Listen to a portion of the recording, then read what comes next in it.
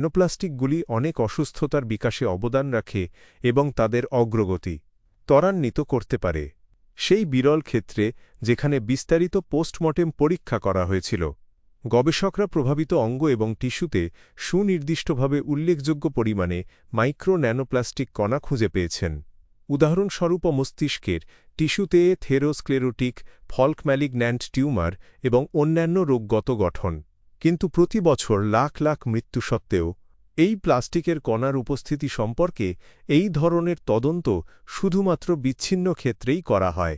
এর দুটি প্রধান কারণ রয়েছে প্রথমত অনেক পরীক্ষাগারে মাইক্রো এবং ন্যানোপ্লাস্টিককে নির্ভরযোগ্যভাবে শনাক্ত করার জন্য প্রয়োজনীয় সরঞ্জামের অভাব রয়েছে দ্বিতীয়ত ডাক্তার এবং গবেষকরা তারা খুব কমই এই সম্ভাবনা বিবেচনা করেন যে এই কণাগুলি সম্ভাব্যভাবে রোগের বিকাশ বা ফলাফলকে প্রভাবিত করতে পারে ফলস্বরূপ মেডিকেল রিপোর্টগুলি পরিচিত রোগ নির্ণয়ের তালিকা অব্যাহত রাখে